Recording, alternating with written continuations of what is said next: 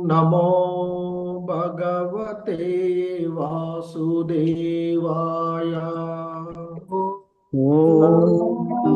भगवते वासुदेवाय। नमो भगवते वासुदेवाय। भगवते वासुदेवाय।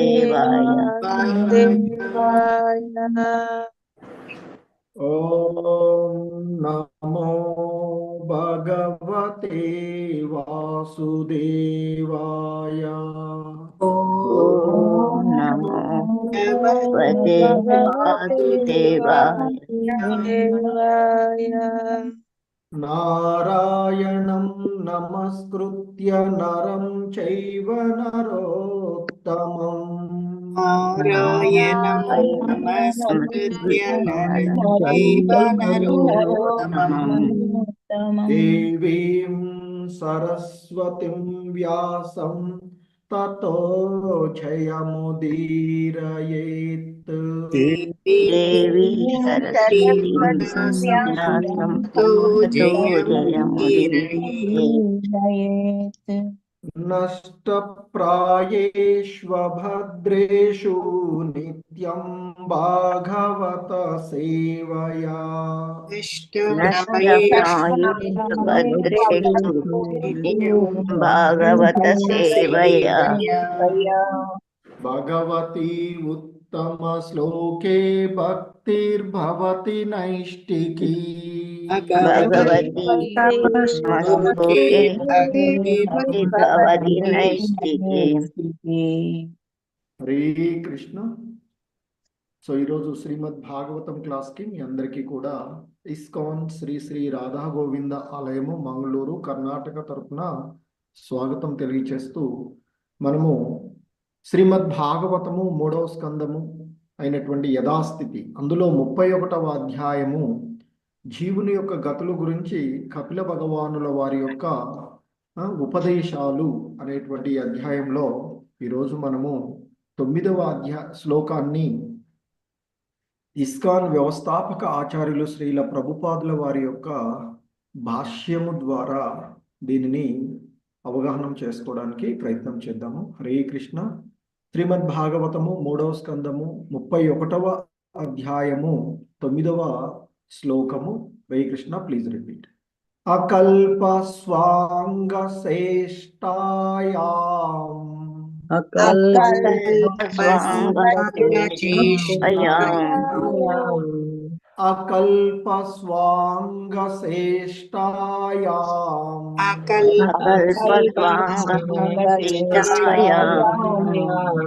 అకల్ప స్వాంగ శ్రేష్టాయాం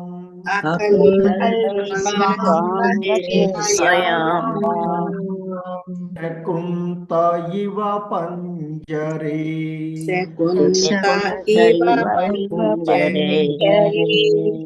శకుంత ఇవ పంజరే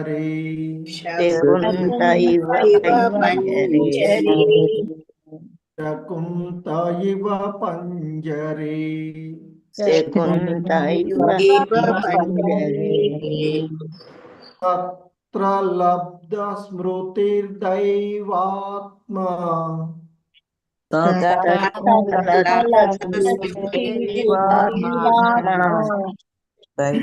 హరే కృష్ణ. దైవాత్. హరే కృష్ణ. తత్ర లబ్ధ స్మృతిర్దైవాత్ తత్ర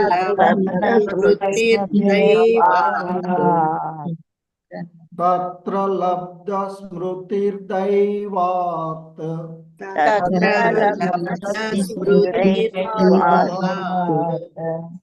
తత్ర లబ్ధ స్మృతి దైవాత్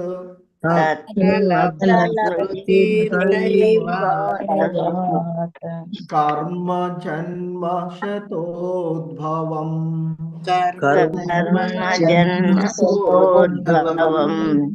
कर्म जन्म शतोद्भवम् जन्मशतोद्भवम् कर्म जन्म शतोद्भवम् कर्म जन्मशतोद्भवम् स्मरन् दीर्घमनुच्छ्वासम् स्मरन् दीर्घमनुच्छ्वासम् स्मरन्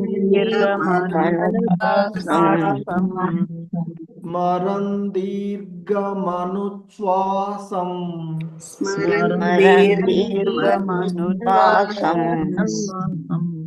कर्म किं नाम विन्दते कर्म किं नाम किं विन्दते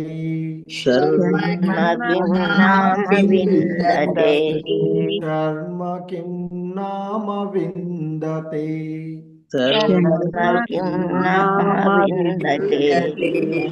हरे कृष्ण अकल्पस्वाङ्गसेष्टायां शकुन्त इव पञ्जरे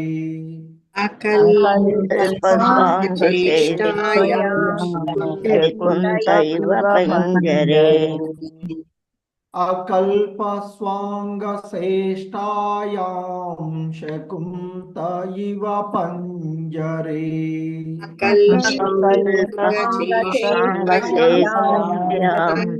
कुन्तैव पञ्जरे तत्र लब्धस्मृतिर्दैवात् कर्म जनशतोद्भवम्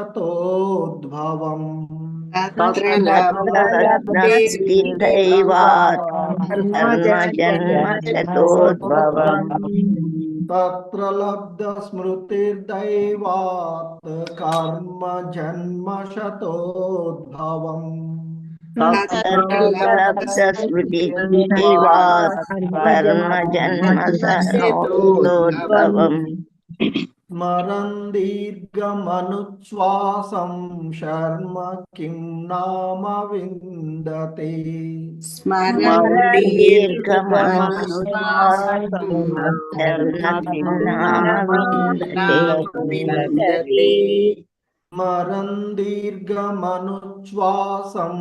शर्म किं नाम विन्दते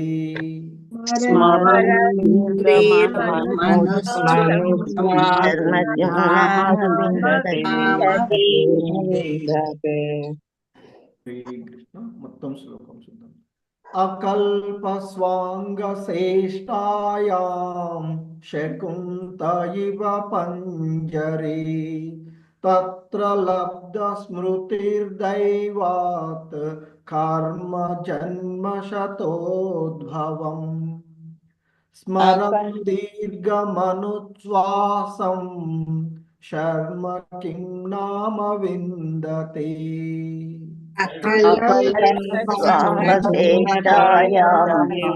कुन्तैव पञ्जरे दैवात् कर्म जन्मशतोद्भवम्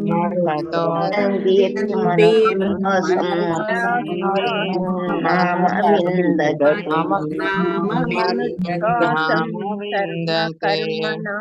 विन्दति हरे कृष्ण प्रभु हरे कृष्ण प्रभु नीरज माताजी जयप्रदा माताजी हरे कृष्ण प्रभु जी प्रणाम अकल्पस्वाङ्गचेष्टायां शकुन्त इव पञ्जरे तत्र लब्धस्मृतिर्दैवात् कर्म जन्मशतोद्भवम् स्मरन् दीर्घमनुच्छ्वासं शर्म किं नाम विन्दते धन्यवाद हरे कृष्ण ప్రభుజీ ప్రణామాలు అకల్ప స్వాంగ చేష్టాయాం సకుంత ఇవ పంజరే తత్ర లబ్ధ స్మృతిర్దైవాత్ కర్మ జన్మ సతోద్భవం స్మరన్ దీర్ఘమనుశ్వాసం శర్మ కిం నామ విందతే హరే కృష్ణ ధన్యవాదాలు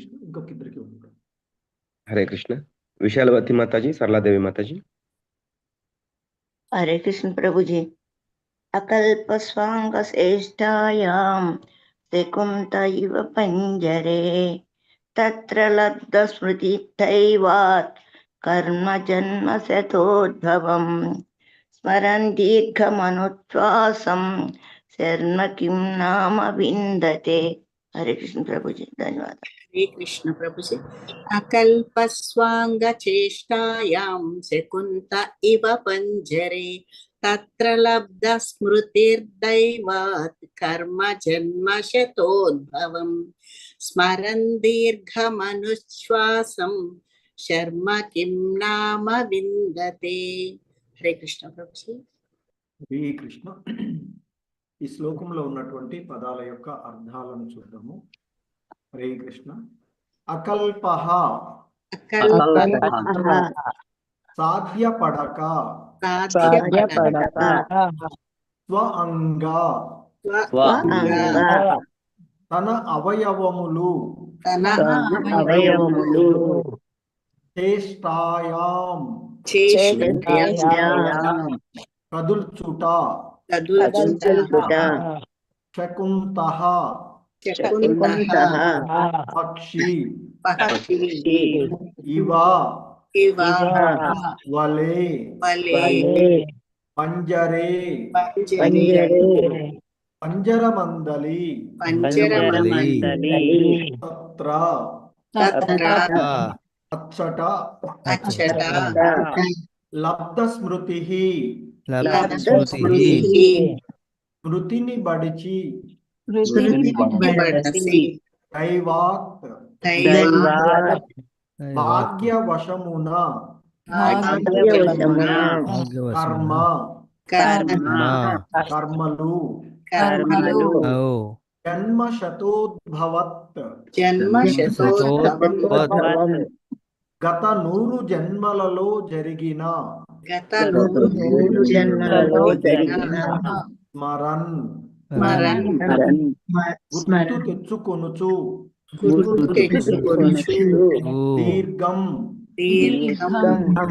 దీర్ఘముగా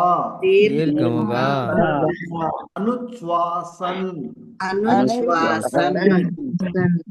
నిట్టూర్పు విడుచును కర్మ మనశ్శాంతి కిం ఏమి నామ విదప విందతే అతడు పొందగలడు. హరే కృష్ణ. సో భావం, ఆ విధంగా శిశువు కదలికలు లేకుండా పంజరమందలి పక్షి వలె నిలిచియుండును. భాగ్యవంతుడైనచో ఆ సమయమున అతడు గత 100 జన్మముల కష్టములను గుర్తు తెచ్చుకొనగలిగి నిట్టూర్పులు విడుచును. అట్టి స్థితిలో మనశ్శాంతికి అవకాశం ఎక్కడిది? హరే కృష్ణ. Please repeat. ఆ విధముగా శిశువు కదలికలు లేకుండా పంజరమందలి పక్షి వలె నిలిచియుండును. భాగ్యవంతుడైనచో ఆ సమయమున అతడు గత 100 జన్మల కష్టములను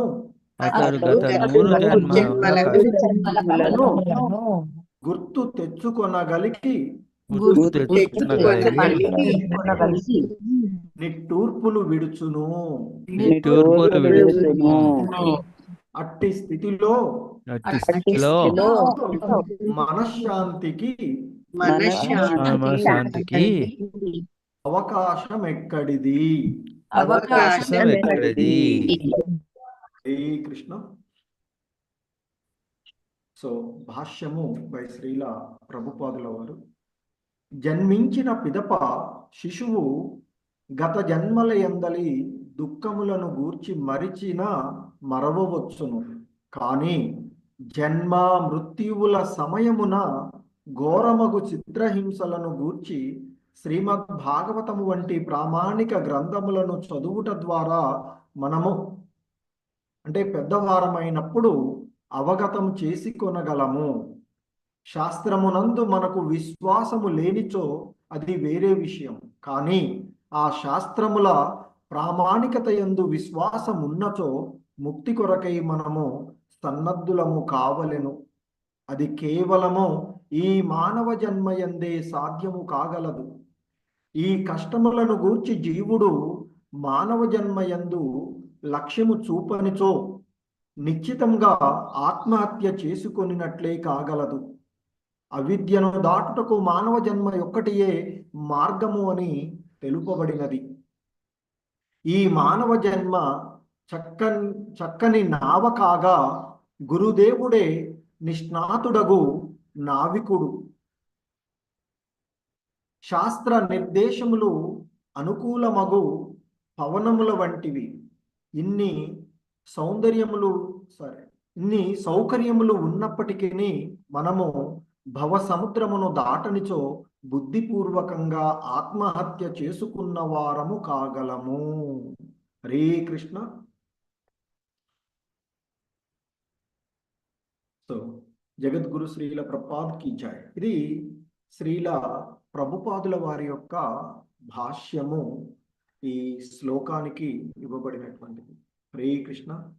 ఓం అజ్ఞానతిమిరాంధస్య జ్ఞానాంజనశలాకయా చక్షుర్మిలితం యేన తస్మై శ్రీ గురవే నమః. నమో ఓం విష్ణుపాదాయ కృష్ణప్రేష్ఠాయ భూతలే శ్రీమతే భక్తివేదాంత స్వామినితి నామినే. నమస్తే సారస్వతే దేవే గౌరవాణి ప్రచారిణే నిర్విశేష శూన్యవాది పాశ్చాత్యదేశతారిణే. జయ శ్రీ కృష్ణ చైతన్య ప్రభు నిత్యానంద శ్రీ అద్వైత గదాధర శ్రీవాసాది గౌర భక్త బృంద. హరే కృష్ణ కృష్ణ కృష్ణ హరే హరే, హరే రామ రామ రామ హరే హరే. హరే కృష్ణ కృష్ణ కృష్ణ హరే హరే, హరే రామ రామ రామ హరే హరే. హరే కృష్ణ. సో మనము ఈ అధ్యాయంలో ముఖ్యంగా జీవుల యొక్క గతులను గూర్చి కపిల భగవానుల వారు తెలియచేస్తూ ఉన్నటువంటిది. సో మరి బద్ధ జీవులుగా ఉన్నటువంటి వారు జనన మరణ చక్రంలో ఈ విధంగా ఈ భౌతిక అంశాలపైన ఆసక్తి కలిగినటువంటి వారు మరి ఏ విధంగా ఈ జన్మ మృత్యు క్లేశాలను అనుభవిస్తారో అనేటువంటి అంశాలని ఆయన మనకి ఇక్కడ తెలియచేస్తూ ఉన్నటువంటిది. మరి ఈ క్రమంలో మనకి మునుపటి అధ్యాయంలో ఆయన తెలియచేసినటువంటి అంశాలను మనం చూసినట్లయితే ముఖ్యంగా మరి మరణ క్లేశాలు ఏ విధంగా ఉంటాయో పూర్వపు అధ్యాయం చివరిలో మనకి ఆయన తెలియచేసినటువంటివి. మరి అంటే విపరీత కర్మలంటూ ఆ అధ్యాయంలో ఆయన తెలియచేసినాక ఇక మరి ఆ విధంగా నరకప్రాయమైనటువంటి నరకంలో శిక్షలను అనుభవించిన తర్వాత మరి ఇంకా మిగిలినటువంటి ఆ విషయాలు అంటే కర్మలను అనుభవించడానికి మళ్ళా జన్మ తీసుకోవలసినటువంటిది. ఆ విధంగా జన్మ తీసుకునేటప్పుడు అతడు అనేకమైనటువంటి హేయనీయమైనటువంటి జన్మలు పొందిన పిదప మరి మానవుడుగా జన్మ తీసుకునేటప్పుడు అంటే ఏ స్థితిలో అతడు పతనం చెందాడో ఆ స్థితిలో మళ్ళీ మానవ జన్మను పొందినటువంటి స్థితులలో అతడు ఏ విధమైనటువంటి బాధలను అనుభవిస్తాడో అనేటువంటి విషయాలను అతడు చెప్తూ ఉన్నటువంటిది. మరి తల్లి గర్భంలో అతడు పెరుగుతూ ఉన్నప్పుడు తల్లి ద్వారా అతడు ఆ తల్లికి తో కలుపబడినటువంటి ఆ బొడ్డు త్రాడు ద్వారా అదే శిశువుని తల్లితో సంబంధాన్ని కలిపి ఉంచేటువంటిది, అంటే ఆహార విషయాలు. దాన్నే ఆప్యాయని అని పిలువబడేటువంటి ఆ బొడ్డు త్రాడు ద్వారా తల్లి ద్వారా ఆహారాలను స్వీకరిస్తూ పెరుగుతూ ఉంటుంటాడు. అయితే అతడు పెరుగుతూ ఉన్నటువంటిది ఆ మలమూత్రాల యొక్క గుంటలో ఉంటుంది కనుక అచ్చట ఉన్నటువంటి క్రిములు ఆ శిశువుని సుకుమారమైనటువంటి దేహాన్ని మరలా కుడుతూ ఉంటే మూర్ఛపడిపోవడం జరుగుతూ ఉండేటువంటిది. అలాగే తల్లి ద్వారా పోషిస్తూ ఉన్నప్పుడు ఆమె తీసుకుంటూ ఉన్నటువంటి ఆ పదార్థాల యొక్క గాఢత్వానికి, తీక్ష్ణతకు అతడు భరింపరాని వేదనకు గురి అవుతూ ఉంటుంటాడు. అలాగే మరి ఇంకా దారుణమైనటువంటిది ఏంటంటే ఆ మావి చేత చుట్టబడి పేగుల చేత కప్పబడి ఆ గర్భమందు ఒక పక్కన పడి ఉండి ఇట్లా ముడుచుకొని వంగి, స్థిరము పొట్ట వైపుకు వంగి, వీపు మెడ ఒక బాణం వలె వంకరగా తిరిగి అతడు ఒక మూలన పడి ఉన్నటువంటి స్థితిని మనకి పూర్వపు శ్లోకాలలో తెలియచేసినటువంటిది. సో ఇక ఈరోజు శ్లోకంలో కపిల భగవానులు వారు తెలియచేస్తూ ఉన్నటువంటి అంశము మనకి ఆయన ఈ విధంగా చెప్తూ ఉన్నటువంటిది. అకల్ప స్వాంగ శ్రేష్టాయాం శకుంత ఇవ పంజరే తత్ర లబ్ధ స్మృతిర్దైవాత్ కర్మ జన్మ శతోద్భవం స్మరన్ దీర్ఘమనుచ్ఛ్వాసం శర్మ కిం నామ విందతే. సో ఇక చెప్తున్నటువంటి అకల్ప స్వాంగ శ్రేష్టాయాం శకుంత ఇవ పంజరే, మరి ఆ విధంగా వంగి శిరస్సు పొట్టవైపుకు వంచి వీపు మెడ వంగినటువంటి స్థితిలో ఒక పక్కన పడి ఉన్నటువంటి మరి ఆ శిశువు ఎటువంటి కదలికలు సాధ్యపడక అకల్ప స్వాంగ అతని యొక్క అవయవాలను శ్రేష్టాయాం కదల్చటానికి ఎటువంటి పరిస్థితులు అతనికి సాధ్యపడక ఎంత వీలైతే అంత వీలుగా ముడుచుకొని ఉండవలసినటువంటి పరిస్థితి. మరి తన అవయవాలను ఎటు కూడా మనం కొద్దిసేపు అవయవాలను కదల్చుకుంటా ఉండలేనటువంటి పరిస్థితి ఈ భౌతిక జగత్తుకు వచ్చిన తర్వాత. మరి గర్భంలో అతడు తన అవయవాలను ఎటు కూడా కదపలేనటువంటి స్థితి ఎలా చెప్తున్నారు ఇక్కడ అంటే, ఒక పక్షి ఎంతో స్వేచ్ఛగా ఈ గాలిలో ఎగురుతూ ఉండేటువంటి పక్షి పంజరంలో పడవేస్తే ఒక ఎలా ఉంటుందో అలా ఉన్నటువంటి స్థితిని చెప్తున్నారు ఇక్కడ కపిల భగవానుల వారు. ఆ విధంగా అంటే శిరస్సు పొట్ట వైపుకు వంచి మెడను వీపును బాణం వలె వంగి ఉంచినటువంటి, అంటే ఒక అర్ధచంద్రాకారం లాగా వంగి ఉండేటువంటి మరి ఆ శిశువు కదలికలు లేకుండా పంజరమందలి పక్షివోలే నిలిచియుండును. ఇంకా చెప్తున్నారు అక్కడ, తత్ర లబ్ధ స్మృతిర్దైవాత్ కర్మ జన్మ శతోద్భవం. అచ్చట లబ్ధ స్మృతి అంటే స్మృతిని బడిచి, అంటే కొంత జ్ఞప్తి తెచ్చుకుంటున్నాడు. ఎలా?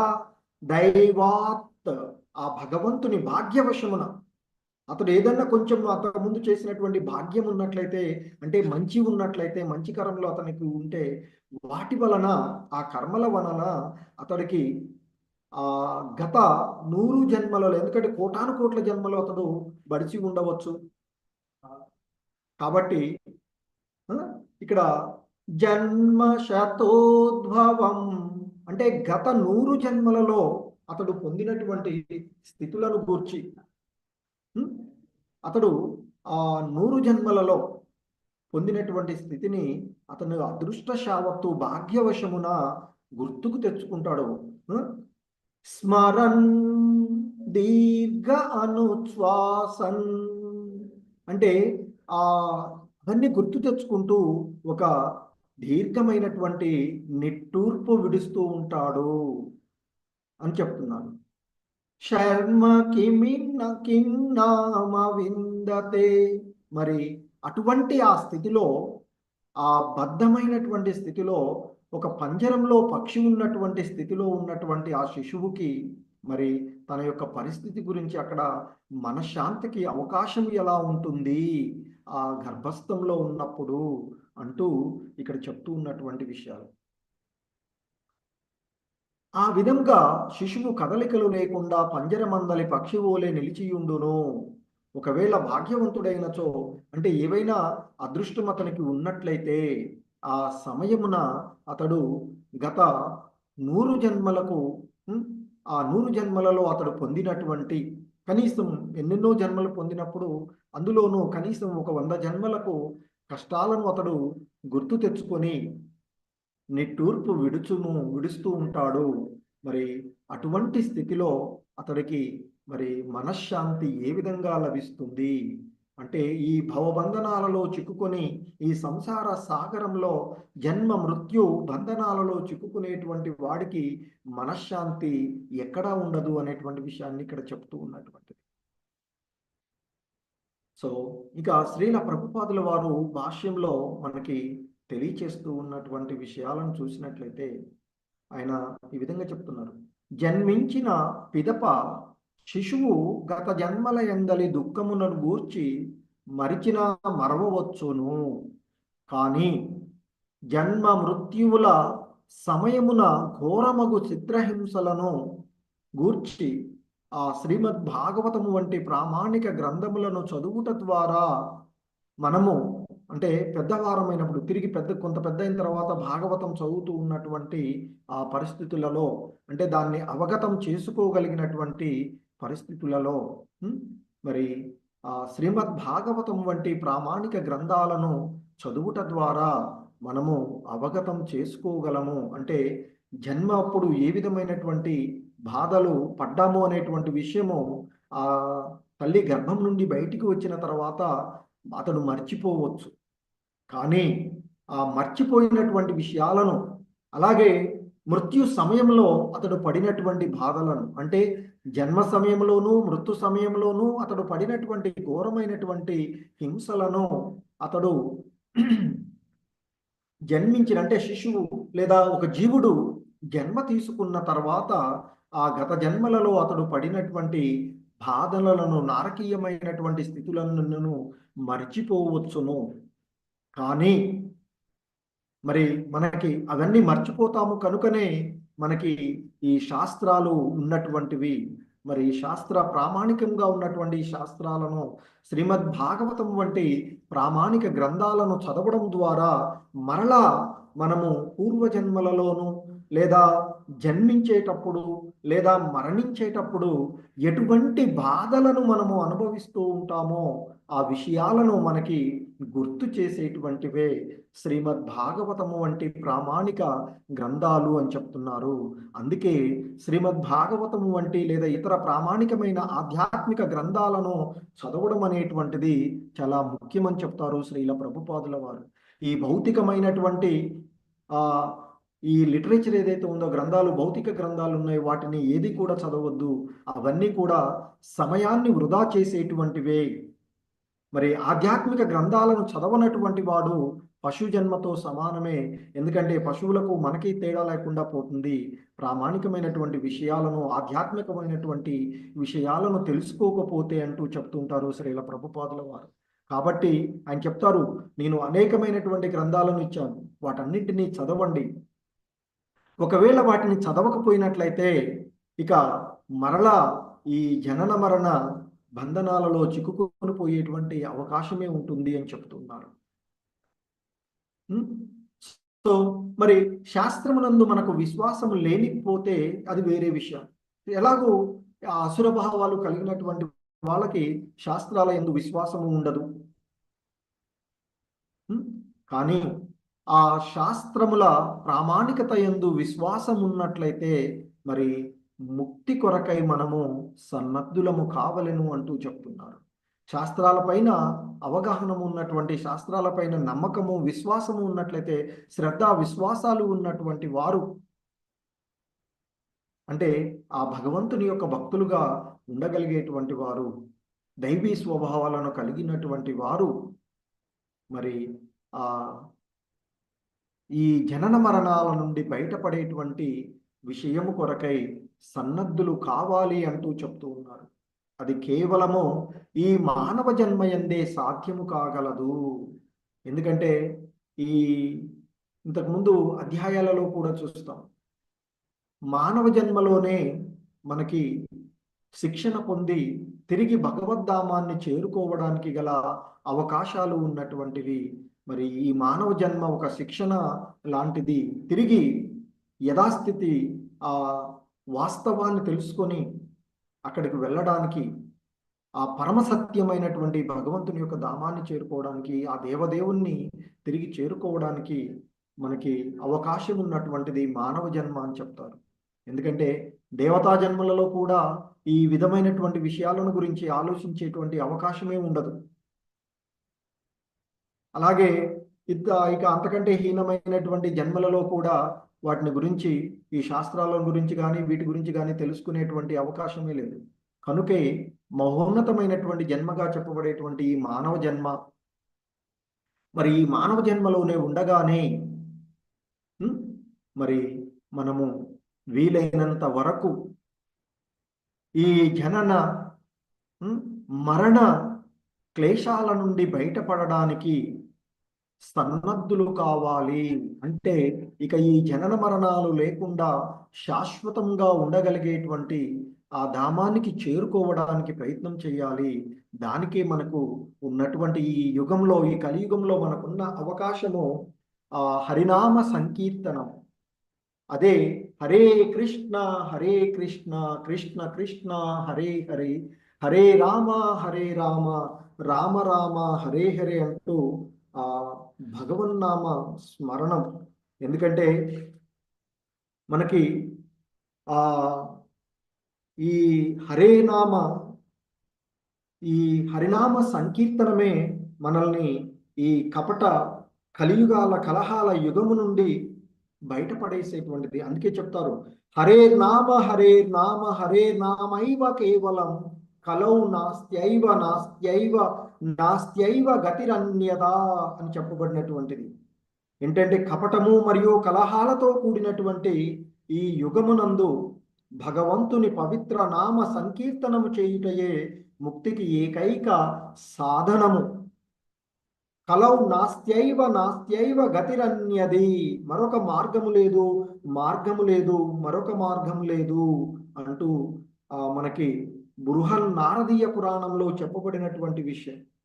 సో కాబట్టి ఆ నామ సంకీర్తనం ద్వారానే ఈ కలియుగంలో, కలహాల కపట యుగంలో ఈ భవబంధనాల నుండి బయటపడేటువంటి మార్గము మనకి ఉన్నటువంటిది. సో ఆ విధంగా భగవన్నామం స్మరణ చేస్తూ మరి ముక్తికి సన్నద్ధులు కావాలి అని చెప్తున్నారు శ్రీల ప్రభుపాదుల వారు. అది కేవలము ఈ మానవ జన్మయందే సాధ్యము కాగలదు.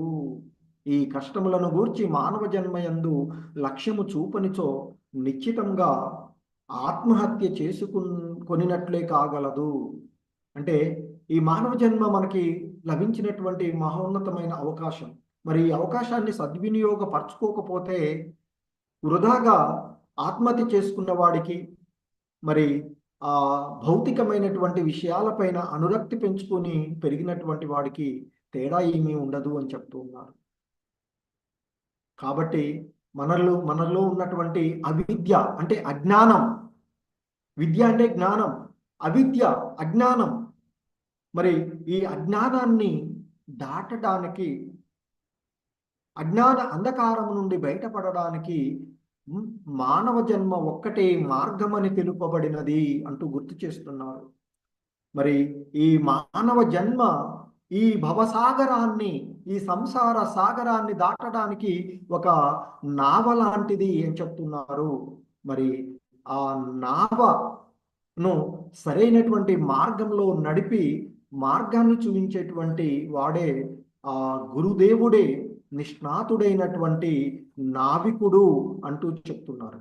మరి ఆ నావలో కూర్చున్నటువంటి మనల్ని మరి ఆ సంసార సాగరము నుండి దాటించగలిగేటువంటి వాడు గురుదేవులు అని చెప్తున్నారు. అందుకే గురువుని ఆశ్రయించి గురుముఖత లేదా ప్రామాణికమైనటువంటి గ్రంథాలను గురుముఖత వింటూ ఆ గురువు యొక్క నిర్దేశాలను అనుసరిస్తూ మరి గురువు ఏం చెప్తాడు, శాస్త్రాలలో ఉన్నటువంటి విషయాలనే చెప్తూ ఉంటుంటారు. తన సొంతగా ఏది కూడా చెప్పడు. జస్ట్ లైక్ ఏ పోస్ట్ మ్యాన్ అని చెప్తుంటారు శ్రీల ప్రభుపాదులు వారు ఎప్పుడు కూడాను.